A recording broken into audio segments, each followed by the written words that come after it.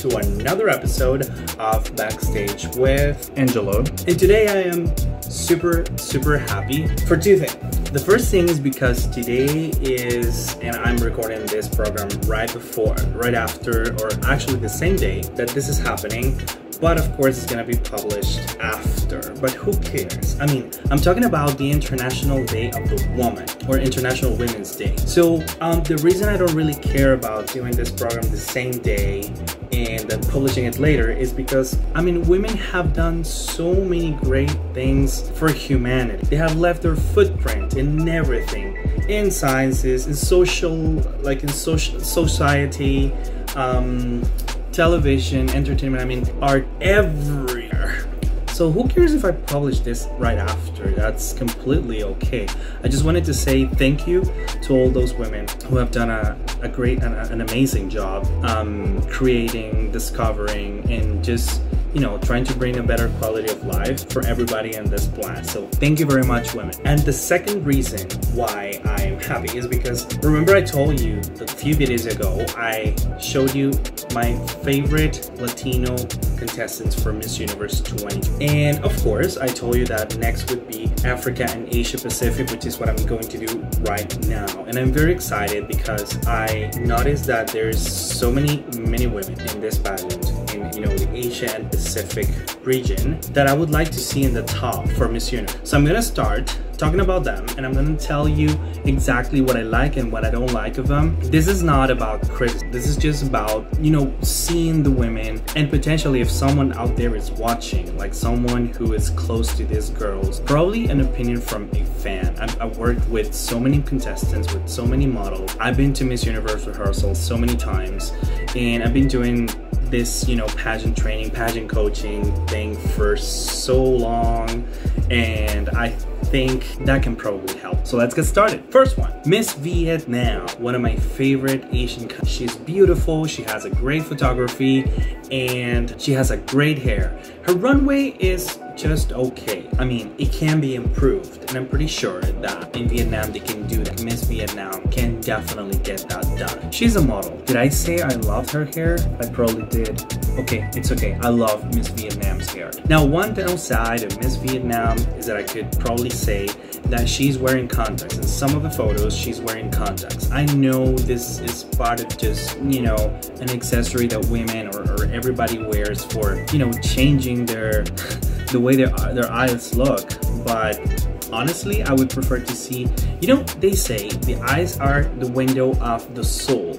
So we can see through the eyes and we can see the person's soul. So I would really like to see the actual eyes of these girls. Girls, please don't wear contact unless it is necessary because it's a medical requirement for you. Next one is Cambodia. Sarita. She's 168 centimeters, which would be 5 feet and 5 inches. She has a bachelor's in English, and she's now doing a master's in international relations. This is very funny because I remember in 2016 or 18, well, Sarah Rose Summers, she made a really bad comment about Miss Cambodia. I think it was Miss Cambodia, and it was that she wouldn't speak in English, and she was the only person in the pageant speaking her own language. So basically, she could not be understood by anybody else. She could not talk to anybody else. Like, how was that gonna work? So Miss USA did a little bit of, you know, jokes in regards to Miss Cambodia. Oh, she doesn't speak English. You know, the big deal. Well, this one speaks English very well. She has a bachelor's in English, and she's doing international relations. I love it. She is very beautiful. She exudes class. I mean, the way she walks, the way she moves, it's all class. I mean, I could say that I like the way she walks because it's very classy, but still for a pageant, you need to have some kind of, you know, show some confidence on this. This is what it's all about. So I think she could improve her walk, because at some point when I was seeing her pageant, she was coming down the step. I could see that she was not very comfortable. Maybe the heels were high heels or extremely high for her, but I think she could be a strong contestant if she can get to work that runway way better. You gotta work it, girl. Now, Indonesia. I gotta say, I think she is pretty. Like, she's really pretty, but that's it. I mean, I'd like to see more of her, because usually Indonesians and Miss Universe, they do really well. Now this girl, her face makes me remember, I don't know if you guys remember Artika Sari Devi from Indonesia in Miss Universe 2005. Do you remember when Natalie Glebova from Canada won the pageant? So I'm talking about that Miss Indonesia. Wulandari is also really good. I love Wulandari. So these women, they were really good on the stage, and that's why they placed. That's why they're my favorite Miss Indonesia all time. So let's see if this year Miss Indonesia can do as well as they did. Miss Thailand.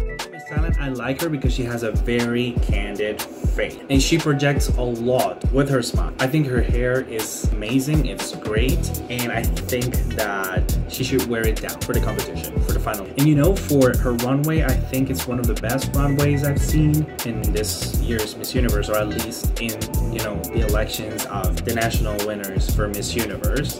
So I think Thailand has a good walk. Like, most contestants from Thailand are so good. They're so beautiful. I think this country has improved a lot. Thailand is not the typical contestant that we see every year in Miss Universe. So I think she's gonna do a great. Now, South Africa. South Africa, Natasha must have a lot of pressure on her shoulders. Why? Because in the last 4 years, South Africa has won twice, and she has placed first runner-up once. That's in the last 4 years. Imagine. Do you think of a back-to-back from Sazabini to Natasha? That's possible. I mean, Natasha's a really good contestant. So Natasha has the physical conditions, the right conditions to win Miss Universe. But remember, the organization now is looking for something different. Looking for more of an integral woman, you know, a whole woman. Now, I would still say that I probably put Thailand above South Africa this year in Miss Universe. Natasha is more of the Miss World, in my opinion. She's more of the Miss World style type of woman, right? So maybe that would be something crucial for the pageant. Who knows? Now, Natasha is really good with the camera. She knows exactly where to look. She knows how to project her image. She has a really strong stage presence, and she walks really well. So we gotta keep an eye and look out for Natasha, because she could that night bump. My next is Philippines. Okay, so I gotta say something before I start, and it's probably I'm gonna be hated by so many Filipinos, but I gotta say what I think, and that is her name is Rabia. Just joking. So Rabia. Something happens when I look at her. I mean, she's pretty. There's no doubt. But I think she looks better in pictures and videos, or actually in pictures, she looks better than video. So I'm really concerned about if what we have seen of Rabia is something that we will see in the actual pageant. You know that these girls, they get so many photo shoots done, and they look amazing in photo shoots, but there is a lot of preparation. There is makeup, there is the right lighting, there is the right but in the pageant, in the prior days, you can get to see more of them without the whole makeup, without all the lighting and all the effects and all the the Photoshop. So it's the moment where you get to see what the actual contestants look like. So I'm really concerned about that part about Rabia. If you guys disagree with that, just put your comments. I am really happy to hear and to read everything. Remember to be respectful. I'm not trying to downhand anyone here. I'm just giving my opinion, and you might as well disagree. I might as well agree. That's what communication. So again, I would suggest for her hair down and a light, you know, pastel makeup, nothing too strong. And girl, take off those contacts. I mean, holy jeez, you don't need contacts to look beautiful as you are. I mean, just show your real eyes. Now, to be honest to you, I think Rabia, she's not my favorite Miss Philippines. After a Catriona and after a Pia and many other contestants, but I'm talking about the most recent contestants from the Philippines, they did an amazing job. Catriona was super beautiful. She's amazing. So I think Rabia has a really, really difficult job this year, especially because there's so many beautiful women competing that are professionals, that they have a really good purpose in life. I don't feel like she's that strong as we would see with Catriona or with Pia, for example. Now, good thing about the Filipinas is that once they get to the top 5, they're danger. They're complete danger. And you know why? Because they really speak really well. These girls, they never give stupid and in the top 5. I mean, the top 5 question. They always do it. So, guys, you should be worried. If we see Philippines placing in the top 5, I think we should get scared because they do a really good job at answering questions. And finally, I have Miss India.